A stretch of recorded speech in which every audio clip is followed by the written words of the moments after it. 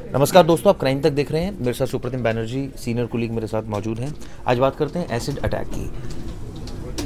इस मामले में पुलिस ने आरोपी को तो हिरासत में लिया, लेकिन इस घटना ने कई सवाल खड़े किए। इसका सीसीटीवी फुटेज भी सामने है, जिसमें दिख रहा है कि किस तरह से आरोपी लड़की के ऊपर एसिड फेंक रहा है। हालांकि गनीमत ये रही कि उसको ज़्यादा नुकसान नहीं हुआ और हालांकि अस्पताल में है अभी भी।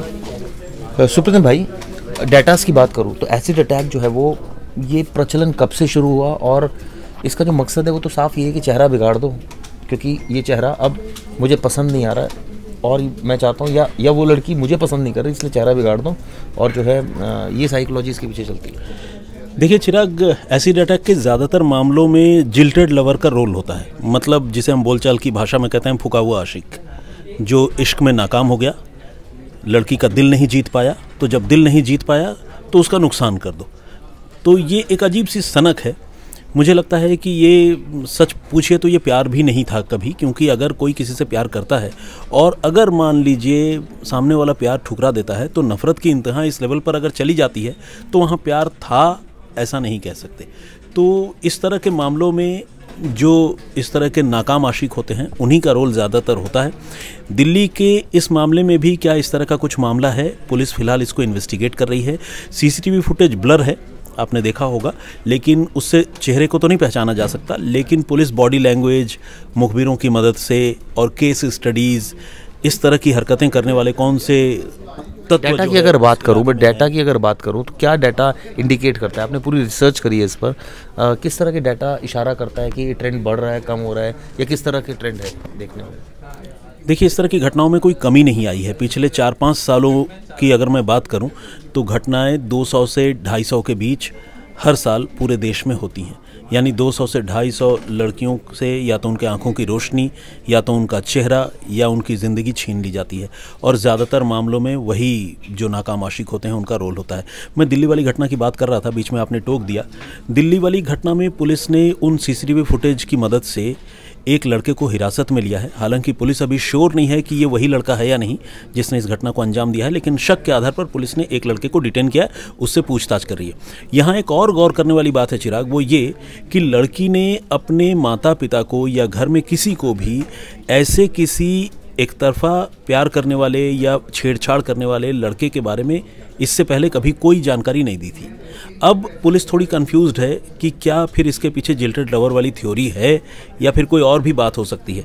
लेकिन ये देखा गया है चिराग पहले कि बहुत सारे मामलों में लड़कियां जो है जुल्म का शिकार होती रहती हैं, मनचले शोहदे उन्हें छेड़ते रहते हैं और लड़कियां उनको इग्नोर करके ज़िंदगी में आगे बढ़ना चाहती है। कई बार ये इग्नोर करना बड़ा घातक साबित होता है। क्या इस मामले में भी लड़की ने इग्नोर किया और माँ बाप को अपने साथ हो रही ज़्यादती के बारे में नहीं बताया? फिलहाल पुलिस इस पहलू की पड़ताल कर रही है, इसकी जांच कर रही है। नहीं, लेकिन ये साइकोलॉजी की जैसे आपने बात की, डेटा की भी आपने बात की कि 250 मामले आ रहे हैं सामने, कमी कोई नहीं हो रही है। एक शख्स जिससे आप प्यार करते हैं टाइम पर और उसकी जान लेने पर उतारू होता है, मैं तो ये कहूँगा, क्योंकि आपने अगर उसकी शक्ल बिल्कुल बिगाड़ दी तो वो उससे कम भी नहीं है जान लेने से कम। और ऐसे में आप सिर्फ ये अपनी ईगो को, एक सो कॉल्ड ईगो को हाई रखना कि देखो मेरी नहीं हुई ना तो देख, तुमने मुझसे प्यार नहीं किया, मेरे साथ धोखा किया तो देख। ऐसे लोगों के लिए नसीहत, क्या काउंसलिंग एक्चुअल में ऐसे लोगों को, या एक नॉर्मल अगर सेंस में बात करें तो इस तरह का जो माइंडसेट डेवलप हो जाता है, एक तो उसके पीछे रीजंस क्या है और कैसे इस तरह के माइंडसेट को करेक्ट किया जा सकता है? क्योंकि ये तो चली घटना हो गई, आरोपी पकड़ा गया, लेकिन ये नॉर्मल फीलिंग जेलसी की ये किसी में भी हो सकती है। ज़रूरी नहीं कि ये इस केस को पर्टिकुलर ध्यान में रखकर फीलिंग हो जेलसी की, इट्स एक कॉमन अगर टेंडेंसी की भी बात करें तो ये विद्यमान रहती है यूजुअली। देखिए चिराग, ये हार्डकोर क्राइम है, ठीक है। ये ऐसा अपराध है जिसमें मुझे नहीं लगता कि कोई काउंसलिंग की गुंजाइश बचती है। जिसने अपराध किया है उसने भयानक अपराध किया है, संगीन अपराध किया, उसे कड़ी सज़ा मिलनी चाहिए। आप जो कह रहे हैं ना कि कैसे सुधारा जा सकता है, सुधार ऐसा ही होगा कि जब कड़ी सज़ा मिलेगी और न्याय होता हुआ जब दिखेगा, तब इस तरह की हरकत करने वाले जो पोटेंशियल क्रिमिनल होंगे वो डरेंगे। उनकी रूह कांपेगी कि अरे यार हमने कर दिया तो हमारे साथ ऐसा हो जाएगा। लेकिन क्या हमें ये सोचना होगा कि क्या अब तक हमारा कानून, हमारी पुलिस का सिस्टम इस तरह का मैसेज देने में कामयाब हुई है? शायद नहीं। अगर पुलिस और हमारा कानून ऐसा मैसेज देने में कामयाब हो गया होता तो ऐसी घटनाएं इतनी ज़्यादा नहीं होती। और देश की राजधानी दिल्ली में जिसके बारे में ये कहा जाता है कि यहाँ दिल्ली पुलिस 365 दिन 24 घंटे हाई अलर्ट पर रहती है। तो ऐसी जगह पर अगर ऐसी घटना हो रही है तो आप समझिए कि दूर दराज के इलाकों में, शहरों में न मालूम कितनी ऐसी घटनाएं होती होंगी। 250 का जो एक औसत आंकड़ा मैं बता रहा हूँ वो तो NCRB के आंकड़े हैं जो दर्ज हुए हैं। ऐसे बहुत सारे मामले हैं जो पुलिस तक नहीं पहुंचते, जिसमें एसिड अटैक मान लीजिए हुआ लेकिन बहुत वाइटल ऑर्गन डैमेज नहीं हुआ, या चेहरा बुरी तरह से नहीं झुलसता, थोड़ा बाँह झुलस गया तो पुलिस भी उसको इग्नोर कर देती है। इस तरह के मामले भी बहुत होते हैं। तो इनको आइडेंटिफाई करने और गुनहगारों को कड़ी सज़ा दिलाने का नियम होना चाहिए। इसी में चिराग, अगर आपकी इजाज़त हो मैं और एक बात जोड़ूँ। पहले इसमें 326 के तहत, IPC की धारा 326 के तहत मुकदमा दर्ज होता था और वो ग्रीवियस हर्ट पहुंचाने, जख्मी करने का एक मामूली सा केस होता था।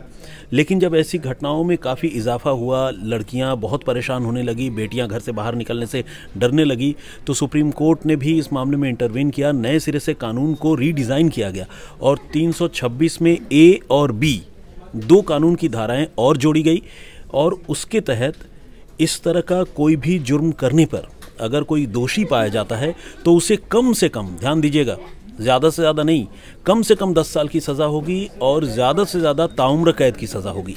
तो और नॉन बिलेबल ऑफेंस है ये। तो कुल मिलाकर बहुत ही संगीन धाराओं में मुकदमा दर्ज होता है और कत्ल के बराबर का ये जुर्म है कानून की किताबों के मुताबिक, क्योंकि आप जानते हैं कत्ल में भी आजीवन कारावास की सज़ा है और इसमें भी आजीवन कारावास की सज़ा है।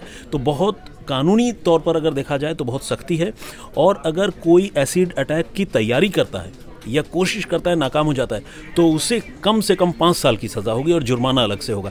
तो कहने का मतलब ये कि कानून बहुत सख्त है, लेकिन कानून को धरातल पर लाने और पुलिस उसको इम्प्लीमेंट करके गुनहगारों को सज़ा दिलाने में शायद उतनी कामयाब नहीं होती, जिसकी वजह से ऐसी घटनाएं कम नहीं हो रही हैं। आपकी बात सही है कि कानून दुरुस्त करने की ज़रूरत है, प्लस एक मैसेज देने की ज़रूरत है। और मैसेज आपने कहा इस तरह से दिया जाएगा कि उनको कन्विक्शन हो जाएगी, तो एक मैसेज जाएगा दूसरे। हाँ। लेकिन सवाल ये उठता है, जो मेरा एक इससे एड ऑन सवाल था, वो इस केस से संबंधित नहीं है, जनरल मैं जानना चाह रहा था। इस तरह का माइंडसेट, ये एक तरह से जेलेसी माइंडसेट है, एक आपका एक ईर्ष्या रखना किसी के प्रति।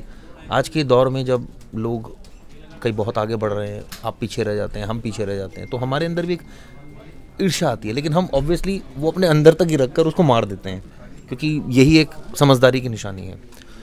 ये चीज़ ना आए, ये चीज़ मतलब अपने आप को इन्फीरियर आप शो करने का, ये चीज़ ना है। इसके लिए एक पॉजिटिव माइंडसेट का होना बेहद ज़रूरी है। आपका अगर नेगेटिव माइंडसेट है तो कैसे इसको पॉजिटिव किया जाए? देखिए, फिर तो मैं ये कहूँगा कि इंसान को एक अच्छी जीवन शैली अपनानी चाहिए।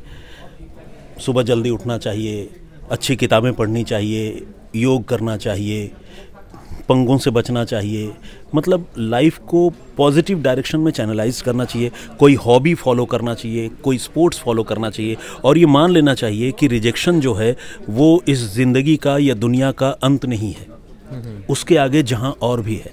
जब अब अगर आप ऐसी सोच रखेंगे जिसमें सब कुछ पॉजिटिविटी से भरा हुआ होगा, सकारात्मक लोग होंगे, अच्छे दोस्तों के साथ आप मिलेंगे जुलेंगे, ऐसे लोगों से नहीं मिलेंगे जुलेंगे जो नशेड़ी हैं, चोरी करते हैं और क्राइम करने के लिए उकसाते हैं, बदला लेने की भावना पर यकीन रखते हैं। अगर ऐसे लोगों से मिलेंगे तो आपकी सोच भी वैसी होगी। तो आपको पॉजिटिव लोगों के इर्द गिर्द रहना होगा और अपने इर्द गिर्द पॉजिटिव लोगों को रखना होगा, तो फिर आप एक अच्छी ज़िंदगी जी पाएंगे और ऐसी घटनाओं में शामिल नहीं होंगे। सीधा सा फंडा ये है। और अपनी क्या प्रैक्टिकली आप कर पाते हैं? क्या कई बार बिल्कुल चिराग, मैं कर पाता हूँ। क्या मेरी बात छोड़िए, क्या आप इंसान नहीं है? मतलब कभी किसी पॉइंट ऑफ टाइम में हो सकता है कि थोड़ी झुंझलाहट होती हो। मैं तो उसको ईर्ष्या भी नहीं कहूँगा, क्योंकि मैं उसे अपने पास भटकने नहीं देना चाहता। झुंझलाहट होती है, लेकिन मैं उस झुंझलाहट को भूल कर आगे बढ़ने में यकीन रखता हूँ। अगर मैं उस झुंझलाहट को पकड़ कर रखूँगा और बदला लेने, नुकसान पहुँचाने की कोशिश करूँगा, तो खुद मेरा डेवलपमेंट रुक जाएगा। मैं किसी की वजह से अपना डेवलपमेंट नहीं रोकना चाहता हूँ। तो मुझे लगता है कि सारे लोगों को ऐसा सोचना चाहिए। बहुत अच्छी बात आपने कही, ऐसा ही सोचना चाहिए। बात करते हैं, प्रवेश पांडे हमारे साथ मौजूद हैं। प्रवेश, मैं आपसे जानना चाहूँगा, जैसे सुप्रतिम भाई ने बहुत अच्छी बात बोली कि जब नेगेटिव माइंडसेट हो, उसको दूर करने के लिए आपको पॉजिटिव लोगों के आसपास इर्द गिर्द रहना चाहिए। बहुत छोटी छोटी चीज़ें होती है लाइफ में। मतलब ये केस तो ऑब्वियसली ऐसा रहा कि भाई आपने एक नेगेटिव माइंडसेट था, आपको एक लड़की पसंद नहीं आ रही या पसंद थी, लेकिन उसने आपको रिजेक्ट कर दिया, तो आप इतने एग्रेसिव हो गए कि आपको लगा कि मेरी इसने बहुत ज़्यादा इंसल्ट कर दी, अब इसका बेस्ट तरीका है इसका बदला लेना। कई बार हमारे साथ भी ऐसे इंसिडेंट होते हैं लाइफ में कि कोई आपका बहुत अजीज दोस्त आके आपके बारे में कुछ भी उल्टा सीधा बोल गया और आप शांत रह गए, आपने कुछ नहीं बोला, आपने उसको इग्नोर कर दिया। आप चाहते तो जवाब दे सकते थे, लेकिन आपने बड़प्पन दिखाते हुए ये कहा कि कोई बात नहीं, हो सकता है उसको बुरा लग गया होगा, हो सकता है मेरी गलती रही होगी। तो कैसे ये आपके दिमाग पर चीज़ें हावी ना हो, क्योंकि ये लाइफ से जुड़ा हुआ सवाल है। बिल्कुल। क्या पहले तो मैं इम्पोर्टेंट एक चीज़ बताना चाहूँगा कि इस केस में देखिए, एक उसका दोस्त था साथ में, आपकी कंपनी बहुत इंपॉर्टेंट रखती है, आप किनके साथ उठ बैठ रहे हो, क्या चीज़ें बातें हो रही हैं, नेगेटिव बात हो रही है, पॉजिटिव बात हो रही है, उस चीज़ का सपोर्ट कर रहे हैं या नहीं कर रहे। क्योंकि देखिए कहीं ना कहीं वो लड़का तो उसे सपोर्ट कर रहा था, उस लड़के को पता था एसिड लेके आया, किस लिए जा रहे हैं, उसने बरोबर स्लो किया बाइक वहाँ, फिर उसने एसिड फेंका, मतलब पार्टनर इन क्राइम, वो क्राइम का पार्टनर था। डिस्कस किया होगा उन्होंने, प्लानिंग की होगी। अगर हमें पता चल रहा है कि कहीं कुछ है नेगेटिव, किसी चीज़ पे नेगेटिव डिस्कशन हो रहा है, किसी चीज़ पे नेगेटिव बातें हो रही है, कोई आपके नेगेटिव थॉट्स को सपोर्ट भी कर रहा है, जैसे आपने बोल दिया बैठे बैठे यार मुझे तो मन कर रहा है इसे एक थप्पड़ मार दो, और बोल रहे हाँ भाई दे आ एक, तो उस थॉट प्रोसेस के लोग होंगे उनसे आपको बाहर निकलना पड़ेगा, नहीं तो आप क्राइम की तरफ ज़रूर बढ़ेंगे, क्योंकि आपका उकसाने का काम और बढ़ने का काम तो शुरू हो जाएगा। फिर बात रही आपने बोला जैसे कि अगर आप कोई चीज़ें आपके दिमाग में बैठी पड़ी हैं, जैसे सर ने बहुत स्टार्टिंग में सुप्रीतिम सर ने बोला कि वो अपनी हार को ना एक्सेप्ट नहीं कर पाते। भाई साहब मेरे साथ ऐसा कैसे हो सकता है, और भाई साहब तेरे साथ ऐसा कैसे हो सकता है, नहीं नहीं नहीं तू तो इसको सबक सिखा। जो सबक सिखाने वाला थॉट है, अगर वो इस तरह से क्राइम के थ्रू जाएगा तो फिर यही सब हादसे होंगे। वही टाइम पे अगर कंट्रोल कर लाए, कोई आपकी काउंसलिंग कर दे ठीक से कि यार ये ठीक नहीं, ये ठीक तरीका नहीं है, तो चाहिए अब उसने तुझे एक्सेप्ट किया, एक्सेप्ट कर यार, कहीं और देख, कोई दूसरी जगह जा, कुछ और कर। ये एक अप्रोच अगर सामने वाला दोस्त भी रखे, उसे समझाए, तो शायद ये सब थोड़ा ऐसा कहा जा सकता है कि इसमें क्राइम में थोड़ी कमी आ सके, क्योंकि आसपास के लोग कहीं ना कहीं आपकी बहुत हेल्प करते हैं आपको इस चीज़ों से निकालने के लिए। थैंक यू प्रवेश। हमारे साथ तंसीम हैदर भी मौजूद हैं। तंसीम भाई, ये केस हम डिस्कस कर रहे थे, एसिड अटैक, और हमने देखा किस तरह से एक लड़की को सबक सिखाने के लिए कुछ लोग ये सब कुछ करते हैं। इससे अगर कोरिलेट करें एक आम जिंदगी में, जो हम लोगों की भी कई बार ईर्ष्या होती है छोटी छोटी बातों पर, ऑब्वियसली हम इस एक्सटेंट तक नहीं जाते ये सब चीज़ें करने, क्योंकि हम लोग मैच्योर्ड हैं, हमें समझ है कि भाई ये क्राइम है, कानून का डर है और ये चीज़ें करना ठीक नहीं है। लेकिन ये जो ईर्ष्या आती है उससे ऑब्वियसली कुछ समय के लिए आपका दिमाग स्टक हो जाता है, और वो चाहे मेरा भी दिमाग हो, मैं सबकी बात कर रहा हूँ, और उसकी वजह से हम लोग बहुत अच्छा सोच नहीं पाते और बहुत इंपॉर्टेंट टाइम किल कर देते हैं। ये एक कॉमन साइकोलॉजी है। इसको दूर करने के लिए ऐसी चीज़ें आपके दिमाग पर इफेक्ट न करें, क्या काउंसलिंग हेल्प करती है या खुद की काउंसलिंग हेल्प करती है? चिराग, अभी जो दौर चल रहा है इसमें हमने ज़्यादातर युवाओं को जो देखा है क्राइम के केसेस में, वो बड़ा इम्पेशंस है, बहुत जल्दबाजी में है, उनके अंदर सब्र नहीं है, वो रुकना नहीं चाहते, वो ठहरना नहीं चाहते, वो गलत सही का फ़र्क नहीं करना चाहते, और यही वजह इस तरह की घटनाएं सामने आ रही हैं। चाहे वो मर्डर की शक्ल में आए, चाहे एसिड अटैक की शक्ल में आए, अटेम्प्ट टू मर्डर की शक्ल में आए, अपने को लैविश स्टाइल में जीने के लिए लूटपाट करने की खबरें सामने आए, लेकिन ऐसा लोग कर रहे हैं। उसके पीछे की बहुत सारी वजहें हैं जो साइकोलॉजिस्ट बताते हैं, जिनसे डिस्कशंस होते हैं हम लोगों के। उनका कहना ज़्यादातर मामलों में यही होता है कि आजकल का जो एकाकीपन है, जो लोग एक दूसरे से पहले जब इतने मोबाइल का और सोशल मीडिया का चलन नहीं था, तो लोग फिज़िकली एक दूसरे से बहुत अटैच रहते थे। बेटा पिता से बात करता था, पिता अपने बेटे से बात करता था, बेटी से बात करता था, वो अपनी चीज़ों को एक दूसरे से शेयर किया करते थे, माउथ टू माउथ डिस्कशंस होते थे। लेकिन अभी क्या है, आप ज़्यादातर घरों में देखिएगा तो बेटा अपने मोबाइल में कहीं लगा हुआ है, पिता भी अपने मोबाइल में कहीं लगा है, माता भी अपने मोबाइल में कहीं लगी, सब अपने मोबाइल के एक वर्चुअल वर्ल्ड में जी रहे हैं। इनके पास एक दूसरे से डिस्कशन का टाइम नहीं, एक दूसरे को समझाने और बताने का टाइम नहीं है, किसी को सुनने का टाइम नहीं है। तो ये जो आपका खालीपन होता है, ये कहीं ना कहीं, अच्छा वर्चुअल वर्ल्ड में आप लगातार घुसे हुए हैं, आप देख रहे हैं, अरे वाह इसमें इतने, ये रोल्स रॉयस इतनी बड़ी गाड़ी से चल रहा है ये बंदा, अरे कमाल है, उसकी इच्छाएं महत्वाकांक्षाएं बढ़ने लगती हैं। अब वो उस ऐसे दौर में आ जाता है कि वो क्राइम करने लगता है। अब ये जो इम्पेशेंस वाला है केस, अब इस लड़की के साथ जाहिर सी बात है पहले कुछ ना कुछ हुआ होगा, ज़रूर हुआ होगा, बाद में सामने आएगा। अगर कोई किसी ने इसको सुना होता या इसने किसी को सुनाया होता ना, सुनने, वही मैं बोला ना किसी को सुनने की टाइम है ना, किसी को सुनाने का टाइम है, तो ये चीज़ें बचाई जा सकती थी। दूसरा, अब लड़के वाले पक्ष में आए जो आरोपी है, आरोपी में जैसे हम बताया कि उनमें सब्र नहीं है, इम्पेशेंस नहीं है, सिर्फ किसी को ऊपर चाकू से हमला कर देना, किसी की गला काट देना, किसी पे आपको एसिड फेंक देना, किसी भी चीज़ का हल नहीं हो सकता, किसी भी नफ़रत का हल नहीं हो सकता। आप अगर किसी से वाकई मोहब्बत करते हैं, वो आपसे प्यार करने को नहीं तैयार है, तो उसको अपनाने के बहुत सारे रास्ते हैं। आप पहले उन कोशिशों को करिए, अपनी काउंसलिंग करिए, अपने आप को समझाइए, अपने बड़ों से डिस्कस करिए, अपने दोस्तों से डिस्कस करिए, उसके बाद आप किसी मकाम पे फिर आगे बढ़िए। और ज़िंदगी जीने का सिर्फ यही तरीका नहीं है कि आपने एसिड अटैक डाल दिया, किसी की ज़िंदगी बर्बाद कर दी, तो नुकसान क्या, वो भी जेल गया। अब जेल ऑफ कोर्स।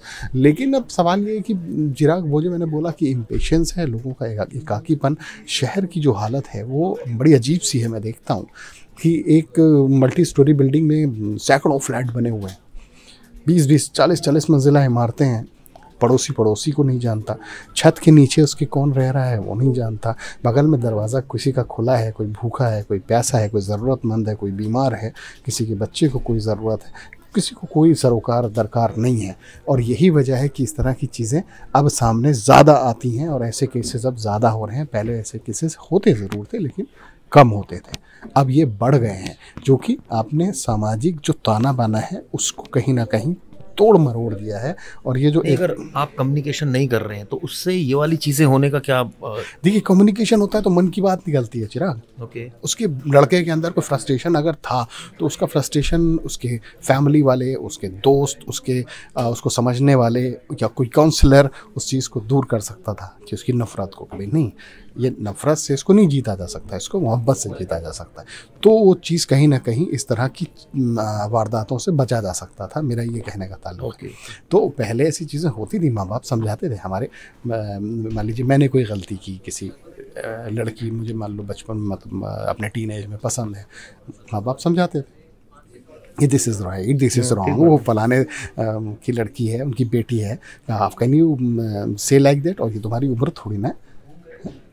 तो समझाते तो हमें समझ में आती थी, हाँ, डांटते डबटते थी तो भी समझ में आती थी। अब वो चीज़ें बड़ी ख़त्म हो गई हैं, फ्रीडम हो गई है। आप देखिए चिराग, बच्चा मेरा ख्याल 2-3 साल का होता है, उसके हाथ में मोबाइल आ जाता है, छोटे छोटे बच्चों, मोबाइल सबके बच्चों घर में, अब बच्चे मोबाइल में खेल रहे हैं। अब भाई साहब, मोबाइल बच्चों के लिए नहीं था ना है, सही बात है। एक उम्र के बाद उन्हें आप टैब दीजिए, स्कूलों में टैब दिए जा रहे हैं, किताबें नहीं दी जा रही, उनको पढ़ने के लिए दी, लेकिन एक उम्र के बाद, एक उम्र में अब उससे चीज़ें बिगड़ रही हैं। तो मेरा एक सवाल और भी था इससे कोरिलेटेड कि ये तो चलिए आपने बताया कि कैसे एकाकीपन हो रहा है, कैसे दूर हो रहे हैं लोग, और फिर जब कम्युनिकेशन नहीं कर रहे तो ये सब चीज़ें हो सकता है। इस केस में हैदर भाई कम्युनिकेशन हुआ हो लेकिन लड़की मानने को तैयार नहीं हो, इस वजह से गुस्से में आकर, ये थोड़ा सा डिफरेंट है कि गुस्से में आया और उसने इस तरह की हरकत कर दी क्योंकि उसको लगा कि मेरा अपमान हो गया, मेरे को इसने चीट किया या मेरे को इज्जत नहीं दे रही है, या तो मैं ये जानना चाह रहा हूँ, इस तरह की जो ईर्ष्या वाली फीलिंग होती है हमारे कामों में भी होती है, लेकिन हम ये इसका रिएक्शन ये नहीं करते हैं। लेकिन ये सच है कि हम लोग भी किसी न किसी फ्रंट पर थोड़ा बहुत ईर्ष्या रखते हैं, लेकिन वो हो सकता है 10 मिनट, 15 मिनट, 20 मिनट, फिर वो चली जाती है, क्योंकि हमें भी रियलाइज होता है कि यार इससे एट द एंड हमारा नुकसान हो रहा है, हमें हमारा मेजर टाइम किल हो रहा है, जो हम बहुत अच्छा काम कर सकते हैं। तो कैसे इसको दूर करने के, काउंसलर्स की मदद लेनी चाहिए? किसी भी चीज़ में बिल्कुल काउंसलर की मदद लेनी चाहिए। और आप गुस्से की चीज़ देखें, आप जिसको हम फिट ऑफ रेज बोलते हैं, हम पहले भी ये चीज़ें देखते थे कि किसी से गाड़ी टकरा गई तो लोग थोड़ी कहा सुनी करके एक दूसरे से अब माफ़ी मांग लेते थे या कहते थे चलो हम तुम्हारी गाड़ी बनवा देंगे। लेकिन ये कत्लो गारत की नौबत नहीं आती थी कि वो निकाला चाकू और मार दिया, पिस्टल निकाली गोली मार दी, हॉर्न बजाया गोली मार दी। ये जो इम्पेशेंस का लेवल है ये बहुत हाई है। और ये फैक्ट है कि जो हम मेट्रोज़ में इन जगहों पे रह रहे हैं और आप उसमें ये चीज़ें वारदातें सामने आ रही हैं। इसमें काउंसलिंग की बहुत ज़रूरत है। चला इसमें अगर किसी को भी अपने दोस्त के ऊपर, अपने परिवार के ऊपर, अपने भाई बहन के ऊपर लगता है कि इसके दिमाग में कोई ऐसी चीज़ है, इसको बीमारी भी बोलते हैं जो हाइपर एक्टिविटी डिसऑर्डर होता है, तो उसके लिए आप उसकी काउंसलिंग करिए, उसकी दवा कराइए कि भाई कोई भी व्यक्ति इतना ज़्यादा हाइपर है तो उसके लिए कभी भी कोई किसी वारदात को अंजाम, मैं बहुत हाइपर हूँ मुझे और मैं आपको चाकू मार दूँ, तो आप उसका इलाज करिए, उसको इलाज दिया जाएगा, उसकी काउंसलिंग की जाएगी। तो ये बहुत ज़रूरी है आज। लेकिन ये भी बात फैक्ट है हैदर भाई, आज की डेट में काउंसलर्स के पास जाने से हर कोई परहेज़ करता है, उसको लगता है वो पागल डिक्लेयर हो जाएगा या उसका मजाक उड़ जाएगा समाज में, या ऐसा कहा जाएगा देखो ये तो पागल है, काउंसलर के पास जाता है, ये साइकोलॉजिस्ट के पास जाता है। ऐसा सोचना है, जबकि साइकोलॉजिस्ट पागलों का इलाज ही नहीं करते। साइकोलॉजिस्ट आपकी डिसऑर्डर्स छोटे मोटे हर इंसान में होते हैं, कोई भी पूरी तरह से संपूर्ण नहीं है, तो उसमें उसको आपको वो बताता है कि भाई आप ऐसे करके इसको ऐसे करिए तो आप ठीक हो जाएंगे। मैंने आपको केस स्टडी बताई थी। तो काउंसलर का काम, उससे डरने की ज़रूरत नहीं है। आप अपने दोस्त है उसको समझाइए, उसको कहिए यार काउंसलिंग करते हैं, इसको पूछते हैं तुम्हारी ये बात गलत है, तो बात बात पे गुस्सा आ जाता है, तुम हाइपर हो जाते हो, दिस इज़ नॉट ओके, ये काउंसलिंग करो, नहीं तो आपको जैसे जैसे एज बढ़ेगी आपको प्रॉब्लम हो जाएगी, हाइपरटेंशन हो जाएगा। तो ये समझने की बात है और समझाने की बात है। अगर मैंने बहुत अच्छी बात की, समझने की बात है और समझाने की बात है। सुनील भाई से बात करते हैं, और आज थोड़ा लेट हम सुनील भाई के पास पहुंचे। सुनील भाई, ये काउंसलिंग जो शब्द है, ये क्या वाकई से इफेक्ट पड़ता है लाइफ में? अगर, और सबसे बड़ी बात है मिडिल क्लास तो नहीं जा सकता क्योंकि पैसे बहुत लगते हैं काउंसलिंग के बाद जाने में। एक ऐसा कोई सोल्यूशन आपके पास कि हम लोग आपस में ऐसी काउंसलिंग कर दें, या ये कहा जाए कि इस तरह की काउंसलिंग कर दें कि भाई, क्योंकि ये केस अगर मैं जोड़ूँ तो ये ईर्ष्या से जुड़ा है कि आपको ईर्ष्या हो रही है किसी से कि भाई वो लड़की मेरे साथ नहीं आ रही है, मेरा अपमान कर रही है, या ये हम लोगों की लाइफ में छोटी मोटी चीज़ें हमारे में भी चलती है। ये हो सकता है कि हम ऑब्वियसली क्राइम तक लीड नहीं करती, लेकिन ये हमारे अंदर आती हैं थोड़ा थोड़ा। तो इसको, ये एक नेगेटिव एक तरह से कहा जाए इमोशंस हैं जो आते हैं, तो इसको दूर करने के लिए अब काउंसलर के पास तो हम जा नहीं सकते प्रैक्टिकली, तो क्या खुद अपने काउंसलर बन जाएं या खुद अपने आप को समझाएं? क्या ऐसी टेक्निक हो सकती है? देखिए, ऐसी चीज़ों के बारे में मैं ये कहना चाहता हूँ चिराग भाई कि हमेशा ना हर किसी के पास बहुत अच्छे दोस्त भी होते हैं, ऐसे दोस्त भी होते हैं जिनसे हम अपनी बातें शेयर कर पाते हैं, और हमें यकीन होता है कि हम इनसे बात शेयर करेंगे तो हमें कोई ना कोई रास्ता मिलेगा। तो हर किसी के पास होता है, तो मैं ये नहीं कह रहा हूँ कि हर चीज़ें आप हर दोस्त से शेयर कर लीजिए, लेकिन जब भी ऐसी हो तो हमें ज़रूर नहीं कि हम किसी काउंसलर के पास ही जाएँ, हम बहुत ज़्यादा पैसे दें, इसकी भी ज़रूरत नहीं है। हाँ, मत ऐसे दोस्त आप रखिए, हमेशा होते हैं और हमेशा रखने भी चाहिए। आप उनके पास जाइए, उनसे ये बातें शेयर करिए, आपको बहुत अच्छी राय देंगे। मैं अपना ही उदाहरण देता हूँ। कई बार देखिए, मैं क्राइम रिपोर्टिंग इतने साल से कर रहा हूँ, बहुत सारी आईपीसी धाराएं, बहुत सारी चीज़ों के बारे में मैं दूसरों को बहुत ज़्यादा अवेयर करता हूँ, लेकिन जब कोई चीज़ मेरे साथ होती है ना, तो मुझे खुद नहीं समझ में आता कि मुझे क्या करना चाहिए। तो ऐसे वक्त में मैं खुद उन लोगों को फ़ोन करता हूँ जो मेरे से काफ़ी सीनियर हैं, समझदार हैं, मुझे लगता है कि नहीं मुझे अच्छी राय देंगे। मैं उनसे फ़ोन करके पूछता हूँ और बहुत अच्छी राय मिलती है, और फिर मैं सही चला जाता हूँ। तो ऐसा अक्सर हर किसी के साथ होता होगा। तो मैं खुद बता रहा हूँ, इसीलिए आपको बताया कि हर किसी को ये चीज़ करनी चाहिए, और हर किसी के पास ये चीज़ बहुत आसानी से अवेलेबल भी है, और ये करना चाहिए। ये कई बार ऐसा होता है ना कि कई लोग अपने दोस्तों से भी शेयर नहीं कर पाते, या कोई ऐसा दोस्त ही नहीं होता, या उस समय जब आपको ज़रूरत हो, जब आपको एक ये नेगेटिव इमोशन फ्लोट हो रहा हो, उस समय आपका कोई दोस्त नहीं हो, तो और ऐसे में आप काउंसलर के पास भी नहीं जाते, तो कोई सेल्फ काउंसलिंग चीज़ एक नाम की होती है कि जैसे जैसे आत्मावलोकन कहते हैं, वो शख्स कर ले और उससे काफ़ी। हाँ, ये चीज़ तो देखिए आत्मावलोकन, लेकिन कई बार ऐसी परिस्थितियाँ होती हैं ना कि वो हमारा दिमाग उस दिशा में सोच ही नहीं पाता है, ठीक ना। तो ऐसी चीज़ों के लिए देखिए, जैसे जो लोग आत्महत्या कर लेते हैं, इस तरह की चीज़ें, तो उनके लिए सुसाइड प्रिवेंशन के लिए हमारे देश के में हेल्पलाइन नंबर हैं, कई एनजीओ हैं जो आपकी मदद करती हैं। तो मेरे ख्याल से वो इसमें भी मदद करेंगी, ठीक है। तो उनको अगर लगता है तो गूगल से अपना नंबर निकालिए, वैसे बात करिए, हो सकता है आपको ये चीज़ें मिल जाएं। और क्या है कि कई साइकेट्रिक्स ऐसे भी हैं कि आप उनसे कम से कम फ़ोन पे निकाल के सोल्यूशन देते हैं साइकेट्रिस्ट, या मिल जाता है? नहीं, 100% मिलता है चिराग भाई, 100% मिला। हाँ, डिपेंड करता है वो डॉक्टर कैसा है, वो भी डिपेंड करता है। हाँ बिल्कुल, लेकिन मिलता है। मैं आपको बताऊँ, पहले भी 1-2 वीडियो में हम बता चुके हैं और अभी भी बता रहे हैं कि मैं अपना खुद बता रहा हूँ कि मैं एक आपको रियल एग्जाम्पल दे रहा हूँ कि मैंने क्या करा कि कुछ टाइम पे पहले मेरा खुद से मन आया कि क्राइम हेल्पलाइन करके मैंने खुद से एक वेबसाइट डिज़ाइन करी, यूट्यूब पे देख करके फ्री में हमने डाला और अपना मोबाइल नंबर डाल दिया था। अब तो वो बंद हो गया क्योंकि उसमें फ़ीस चाहिए होता है हर साल कुछ 3-4 हज़ार रुपये। तो मैंने कहा यार मेरे अर्निंग तो है नहीं, मैंने तो ऐसे ही फ्री फंड में शुरू किया था, लेकिन उससे मैंने 1-2 लोगों की जान बचाई। उसमें हुआ क्या कि एक लेडी ने कहीं डाला कुछ मेरा नंबर क्राइम हेल्पलाइन करके, मेरा नंबर आ गया, उसने मुझे फ़ोन किया। वो लेडी थी मुंबई की। अब मामला क्या था पूरा कि उस लड़की ने मुझे फ़ोन करते ही कहा कि सर आप क्राइम हेल्पलाइन से बोल रहे हैं? मैंने हाँ जी। तो उसने कहा कि मैं अपने आप को जान देने जा रही हूँ, मैं आत्महत्या करने जा रही हूँ। हमने बोला क्यों, क्या वजह है? तो उसने वजह बताई कि मैं जो है, जो मेरे ऑफिस में कलीग है उससे मेरा अफेयर चल रहा था, मैं शादीशुदा हूँ, मेरे 2 बच्चे हैं। अब उसने क्या करा कि उसके साथ जब मेरा अफेयर चल रहा था तो उसने कुछ मेरे प्राइवेट वीडियो बना लिए, उसके साथ हम थे, रिलेशन में भी रहे, तो उसने मेरी वीडियो बनाई। और अब क्या कर रहा है उसने कि जो मेरी फैमिली है, मेरे हस्बैंड हैं, मेरे सास ससुर हैं, उनको भेज करके फ़ोटो मुझे ब्लैकमेल कर रहा है वो तो अब ऐसे में बताइए हम क्या करें। तो उसने जैसे ही ये बात बोली तो कह रहे कि अब हम क्या करें, मेरे पास कोई ऑप्शन नहीं है, मेरे बच्चे भी हैं, तो मैं अपनी जान देने जा रही हूँ। तो मैंने उससे एक झटके में तुरंत कहा कि भाई तुम जान दे दोगे, तुम्हारे दोनों बच्चों का क्या होगा, उन बच्चों की क्या गलती है, भाई 2 बच्चे आपने पैदा किए, वो तो आपके बच्चे हैं। उसने बोला हाँ जी। हमने बोला उनकी क्या गलती है, तो कही कि हाँ उनकी तो कोई गलती नहीं, हमें उन्हें कौन पालेगा, आप मर जाओगे फिर क्या होगा, आपके हस्बैंड अगर दूसरी शादी करे उन बच्चों का क्या होगा। ये बात अगर आपको मरना ही है तो जिसने आपको ब्लैकमेल किया उसके खिलाफ एक्शन लो, उसे जेल भिजवाओ, या मरना ही तो उसे मार दो फिर। मतलब ये फार्मूला मुझे एक पुलिस वाले ने कभी बताया था, यार जब मरना ही है तो जो गलत कर रहा है उसे मार दो। हालांकि इसको हम वो नहीं कर रहे, लेकिन ये क्या होता है कि मेंटली आपको ट्रॉमा से बाहर निकालने का ये तरीका है, आपको हौसला देने का तरीका है। हम ये नहीं करें कि आप किसी का ये करो, गलत काम करो। तो उसको ये चीज़ बड़ी अच्छी लगी। फिर उसका 15-20 दिन बाद मेरे पास फ़ोन आता है, जी मैंने वो शिकायत कर दी, वो जेल चला गया और हम बहुत खुश हैं, अपने पति को भी हमने समझा लिया, तो उसकी जान बच गई। तो मतलब आपको लगा काउंसलिंग इफेक्ट करती है? बिल्कुल सर, बिल्कुल। मैं आपके सामने एक रियल एग्जांपल दी, इससे बड़ा एग्जांपल क्या हो सकता है कि जो लड़की जो मरने जा रही थी, वो हो सकता है कि अगर ना फ़ोन करते तो शायद जान चली गई होती। आज और मुझे लगता है इसको टोटलिटी में देखें तो ये बड़ा नटशेल में मैं जानना चाहूँगा, ये आपकी ओवरऑल पर्सनैलिटी का भी पार्ट अगर बन जाए काउंसलिंग, और प्लस इससे आप बहुत सारी चीज़ें कर सकते हैं जो हो सकता है ब्लॉकेज की वजह से आप नहीं कर पाते। हाँ, क्योंकि negative mindset is a blockage mindset you can say. बिल्कुल बिल्कुल। और क्या, आप देखिए ना, देखिए जितने जो क्राइम होते हैं ना, उसमें क्या है, सब कोई इंसान है, हम भी हैं, आप भी हैं। एक जो क्राइम करता है बहुत बड़ा बड़ा, जो सीरियल किलर हैं, वो क्या होते हैं, उनका नेगेटिव माइंडसेट है ना।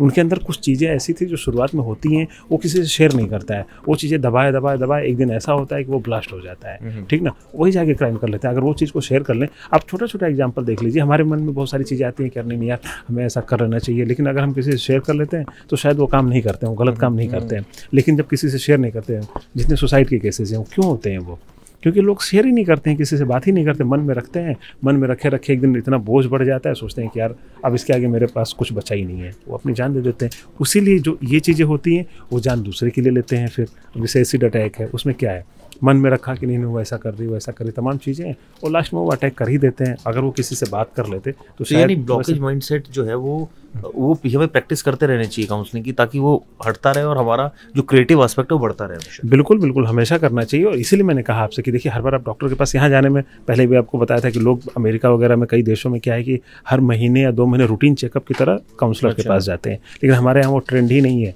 हम लोग जाएंगे तो लोग कहेंगे क्या यार पागल बन गया है, क्या है, मतलब कुछ से प्रॉब्लम है मेंटली। हालांकि मेंटली प्रॉब्लम कुछ भी नहीं, लेकिन जाते रहना चाहिए। चलो ठीक है, आप नहीं जाते हो, लेकिन जो भी मन में है तो ज़रूर आप शेयर करिए, अपने दोस्त को बताइए। और देखिए हर किसी की ज़िंदगी में कोई ना कोई ऐसा फ्रेंड होता है, मैं नहीं मान सकता कि कोई ऐसा होता ही नहीं, जैसे आपने कहा ना किसी के पास ना हो, ऐसा नहीं होता है, होते हैं, ठीक ना, हर किसी के पास होते हैं, मेरी लाइफ में भी है, तो होना चाहिए और करना चाहिए मेरा। चलिए, थैंक यू सुनील भाई, बहुत अच्छी बात सुनील भाई ने करी। तो वीडियो आपको दोस्तों कैसी लगी ज़रूर बताइएगा, अपने कमेंट्स ज़रूर कीजिएगा। Thank you.